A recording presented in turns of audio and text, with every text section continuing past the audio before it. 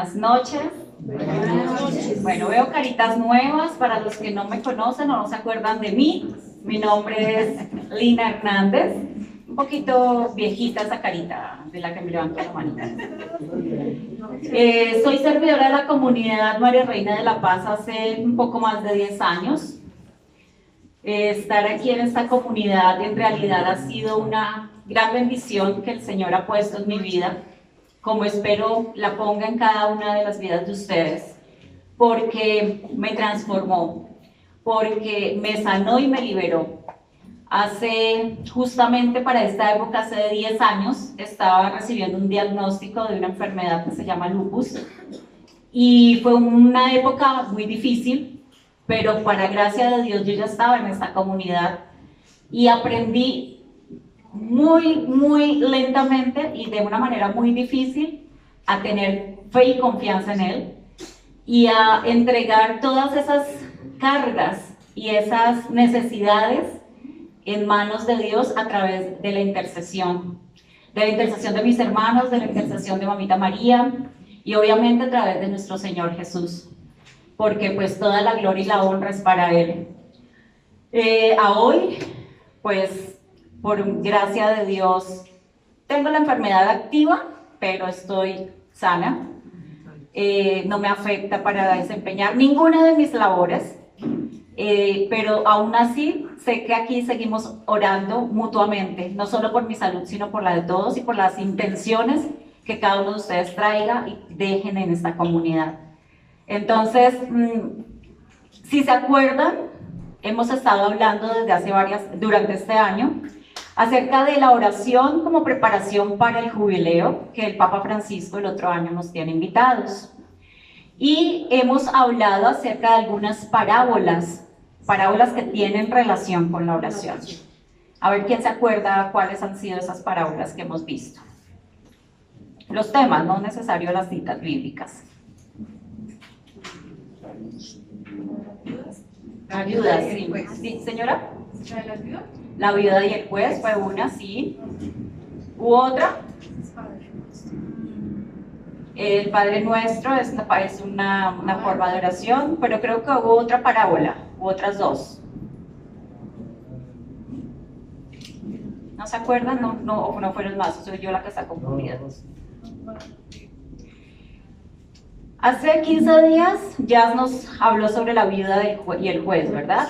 Y nos refería a la insistencia en la oración, a que tenemos que ser persistentes en la oración, a que no nos cansemos de orar, aunque a veces nosotros desfallezcamos, tenemos que seguir ahí insistiendo, porque la voluntad del Señor es cuando Él la disponga, no cuando nosotros la queramos. Eso nos hablaba sobre esa parábola. Hoy vamos a ver otra, pero no sé si tengan claro que son parábolas. ¿Sí? ¿Tenemos bien claro que son parábolas? ¿Qué son parábolas? La forma que enseñaba Jesús a sus apóstoles. La forma de explicar lo más breve, como que entendamos las cosas. Exacto, es una forma, son relatos, son historias que tiene como finalidad transmitir enseñanzas, pero de un modo que sea muy sencillo de explicar y fácil de recordar. Y sí, Jesús así era que él enseñaba a través de parábolas.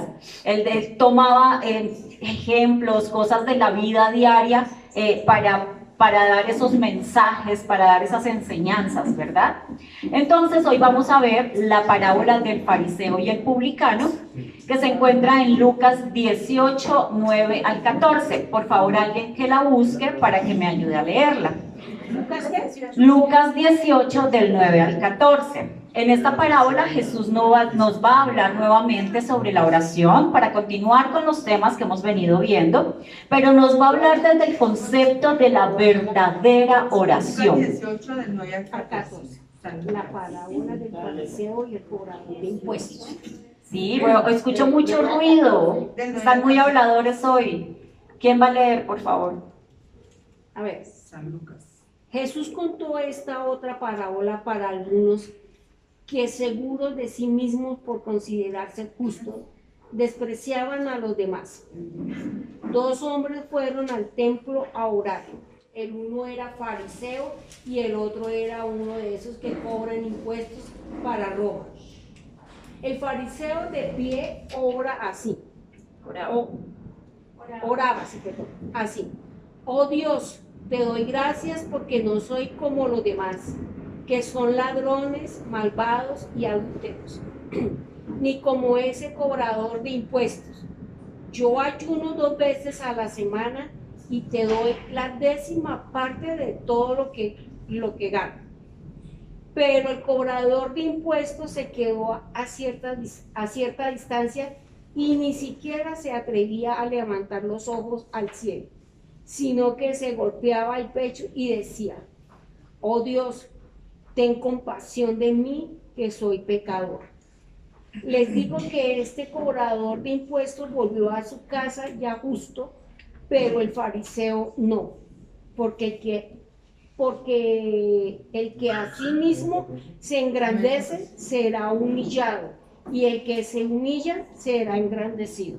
Palabra del Señor. Gloria a ti, Señor Jesús. Gracias, Pati. Bueno, entonces hay 3 personajes, ¿verdad? Está el fariseo, el publicano y Dios, obviamente. ¿Quiénes eran los publicanos en el tiempo de Jesús? En esa época, pues era el reinado, era el Imperio Romano, era el sistema político que regía y económico. Entonces, los romanos como que daban en licitación, como que daban al mejor postor quién recaudara los impuestos entre el pueblo. Y ellos entonces, para poder, el que se ganaba esa licitación, contrataba a unas personas que eran como sus agentes de cobranza, y esos eran los publicanos, eran quienes iban a cobrar esos impuestos. Obviamente, como todo negocio, para poder tener ganancias, ellos debían cobrar por encima, para que poder recuperar lo que habían invertido en esa licitación. La gente judía odiaba a los publicanos, pues 1, porque estaban al servicio del Imperio Romano, 2, porque iban y les cobraban, además les cobraban por encima de lo que era. Entonces se aprovechaban de la gente. Entonces los publicanos no los querían en esa época. Por el otro lado, los fariseos eran personas quienes adaptaban los mandamientos a sus necesidades y a las realidades de su tiempo. Es decir, como que sí, ellos eran muy religiosos, pero ahí trataban como de manipular las cosas a su conveniencia. Ellos creían en el libre albedrío, creían en la resurrección, ellos guardaban el sábado, cumplían el diezmo, pero al final siempre trataban como de ajustar las cosas a su conveniencia. En este texto, posiblemente a quienes Jesús les estaba dirigiendo esta parábola, pues respetaban mucho a los fariseos por su religiosidad, ¿no? Y de repente tenían más predilección para que ellos fueran justificados frente a Dios que los mismos publicanos, ¿no? Entonces vamos a empezar a desmenuzar uno por uno el texto. Dice, en el versículo 10, 2 hombres subieron al templo para orar, uno era fariseo y el otro publicano. Sencillo, 2 hombres van al templo, que era el sitio donde se congregaban para hacer oración. Pero los 2 hombres no van con la misma manera, con la misma disposición, no van viendo a Dios del mismo modo. El fariseo sube al templo a orar, pero él hablaba consigo mismo, él no hablaba con Dios, él oraba consigo mismo, como que él estaba alabándose, tal cual, alabándose a sí mismo. Es tanto que en 5 ocasiones él menciona que dice: no soy como los demás hombres, yo no soy ladrón, yo no soy injusto, yo no soy adúltero, ayuno 2 veces, pago el diezmo de todo lo que poseo. Él se fue a alabar frente a Dios, él no estaba haciendo oración. Y es posible que muchas veces nosotros caigamos en ese error del fariseo, ¿no es cierto? Si nosotros no llegamos con una actitud sincera ante Dios, con una disposición sincera ante Dios a hacer esa oración, si nosotros no estamos dispuestos a hacer la voluntad de Dios y no la nuestra, estaremos actuando como esos fariseos. Entonces es justo, bueno, no justo, es bueno que analicemos si hemos actuado como ese fariseo. Nos dice el versículo 11, el fariseo quedándose de pie, oraba para sus adentros. Oh Dios, te doy gracias, porque no soy como los demás hombres. Este fariseo se queda de pie, ¿no? No es capaz ni siquiera de postrarse ni de arrodillarse, no. Él estaba por encima de Dios, yo no me voy a humillar. Y además, su supuesta oración se alaba a sí mismo, como lo hemos dicho. Y además, se compara con nosotros. Yo no soy como ellos, o sea, yo soy más. Y después dice, ni como ese publicano. Además es despectivo como ese publicano, o sea, es despectivo con el prójimo, con el otro, con el que está allí también en el templo, que es la casa de Dios, ni siquiera respeta eso.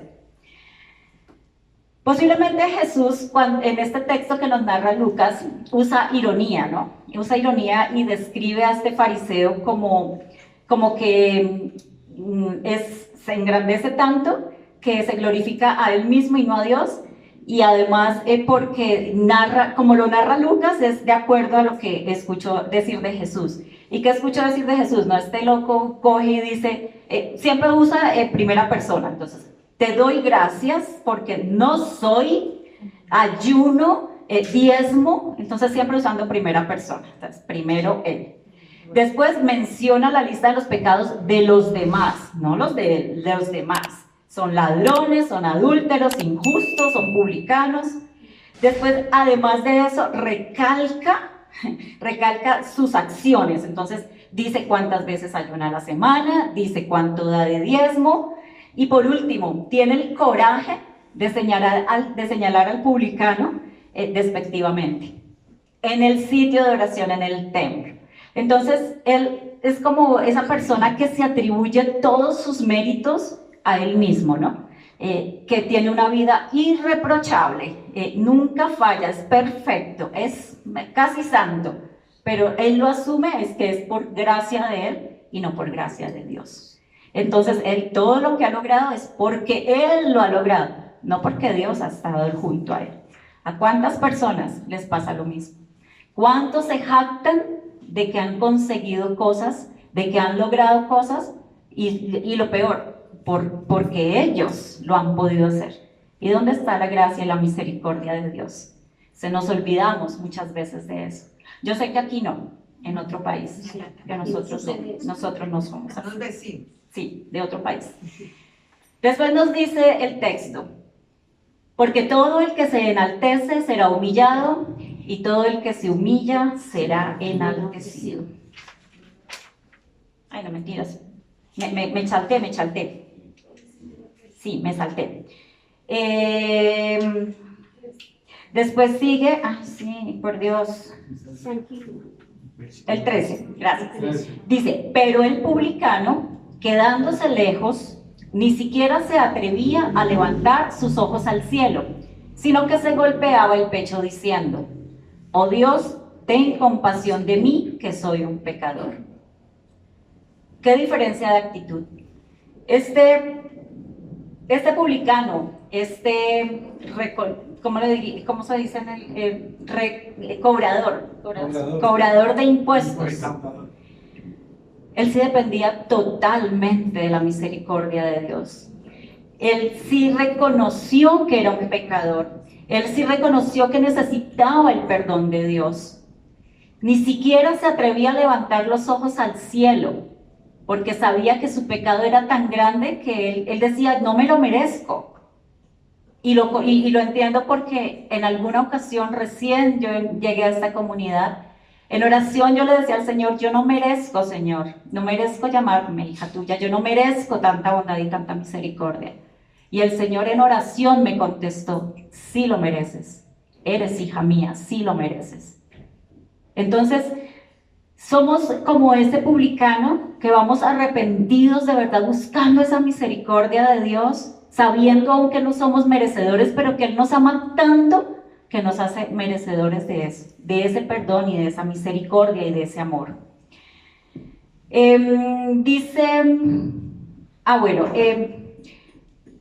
Después nos dice que se golpeaba el pecho diciendo, oh Dios, ten compasión de mí, que soy un pecador.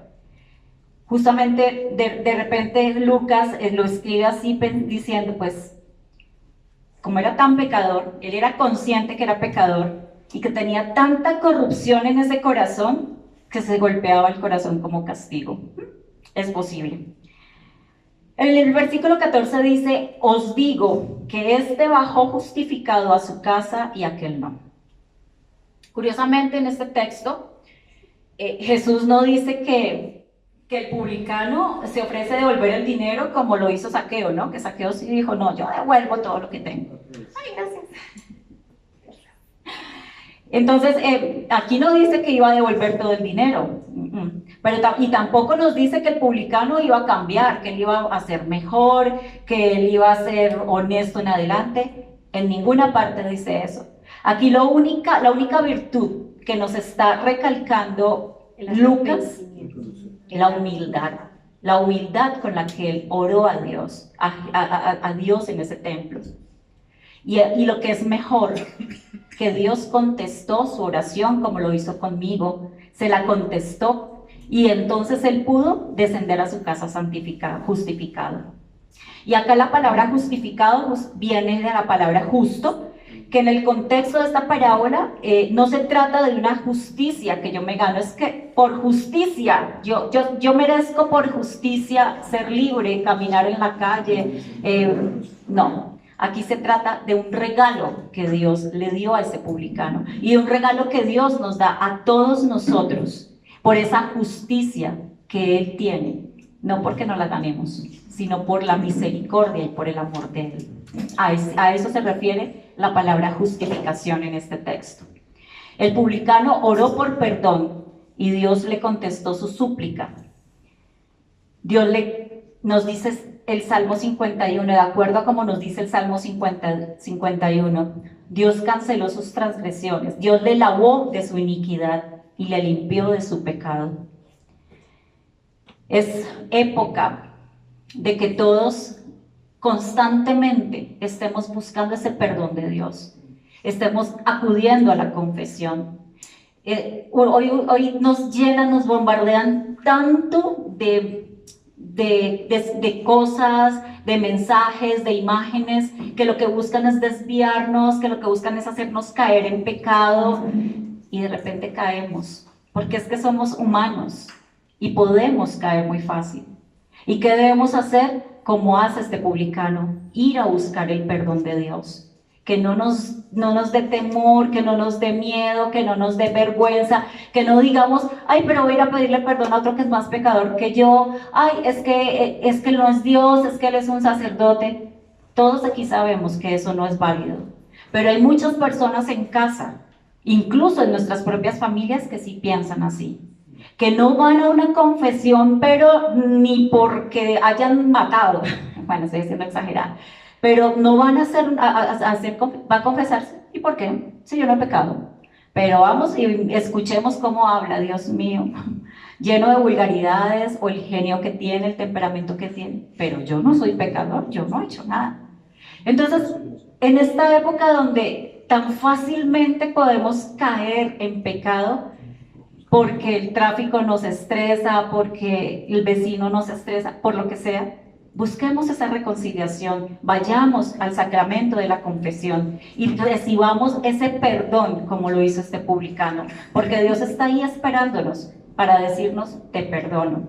Pero necesitamos estar como livianos, que esa livianez que nos da si existe esa palabra, no sé, ese alivio que nos da la confesión. Ligereza. Eso, ligereza, gracias. Ay, yo quería decir otra cosa, hermano. Era ligereza.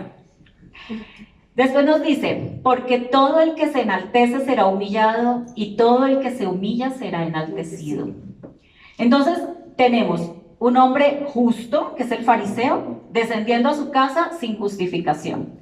Y un hombre injusto, que es el publicano, descendiendo a su casa justificado. Qué controversia, ¿no? Diría uno, oiga, pero esto está como loco, o sea, como que loco Lucas, diría Luxandra. Nosotros no podremos lograr esa justificación solos como lo decía y como lo pretendió el fariseo. Solo lo podemos recibir como un regalo.